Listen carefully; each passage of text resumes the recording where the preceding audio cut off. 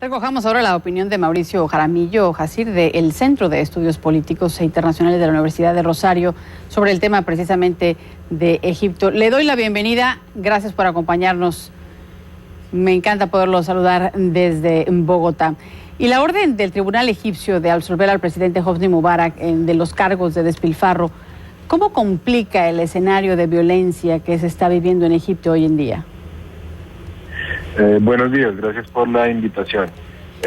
Sin duda alguna, digamos que la eventual liberación de Hosni Mubarak complicaría la situación en la medida en que la polarización pueda aumentar más aún de lo que se ha vivido.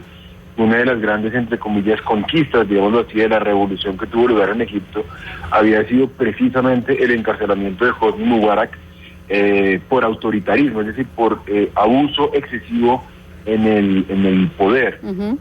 Lo que se estaría confirmando desde el gobierno militar de Abdel Fattah al-Sisi es que indudablemente este nuevo gobierno tiene interés en esconder lo que pasó durante el gobierno de Mubarak respecto de las represiones. A mi juicio podría ser muy grave.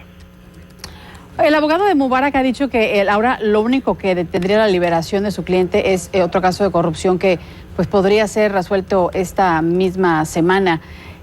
Pero si la probabilidad es muy alta, ¿qué podríamos esperar que suceda en los próximos días si esto llegase a ocurrir?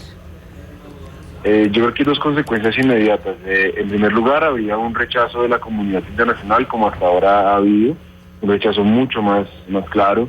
Ya hay declaraciones de la Secretaría de Estado de Estados Unidos, la comisionada Catherine Ashton de la Unión Europea. Normalmente cuando un Estado pone en juego la independencia de poderes, la autonomía de las ramas del poder público, lo que hace la comunidad internacional al unísono es sancionar. En este orden de ideas, si el gobierno decide una decisión que es exclusiva del aparato judicial, me parece que habría una presión internacional más fuerte. Y en segundo lugar, lo que se puede esperar es una cólera aún más grande y la inclusión de mayor radicalismo en el seno de la Hermandad Musulmana. Se debe recordar que la Hermandad Musulmana no es el partido más radical en Egipto, el partido más radical es Al-Nur, y en la medida en que el gobierno toma ese tipo de decisiones que son interpretadas como provocaciones respecto de avances que se habían logrado en la revolución, pues me parece que la situación de violencia puede incrementarse aún más. Preguntamos en las redes sociales a nuestra audiencia, señor Jaramillo, ¿qué es lo que podría tener más peso en la solución del problema en Egipto? ¿El gobierno o la parte religiosa? ¿Qué tendría más fuerza para terminar con la situación crítica que se vive allá? Desafortunadamente, en este momento, digamos que no hay ninguna de las dos partes que tenga una superioridad visible sobre la otra. La Hermandad Musulmana intentó hacer pasar una nueva constitución y no lo logró. Intentó gobernar y no lo logró, muestra de que por más mayoría que tuviese al hacer aprobar dicha constitución y al haber, digamos, resultado elegido Mohamed Morsi, no le alcanzaba. Lo mismo podríamos decir del gobierno militar, de los sectores laicos, del 10% de la sociedad que es copta. En este momento estamos en una suerte de tal división que ninguna parte puede gobernar sobre la otra. Lo más preocupante, digámoslo así, es que el Egipto de hoy se parece cada vez más al Egipto de Argelia de la década de los 90, es decir, unos musulmanes que ganan las elecciones, en la medida en que no hay una parte que pueda gobernar sobre la otra con suficiente legitimidad, ninguna de las dos partes quiere renunciar al uso de la violencia, al que ve como un mecanismo legítimo para garantizar su supervivencia. En ese sentido yo veo muy difícil que una de las dos partes pueda como prevalecer.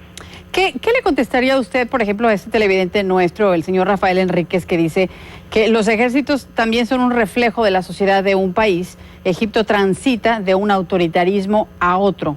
Consenso para la paz es lo que él dice.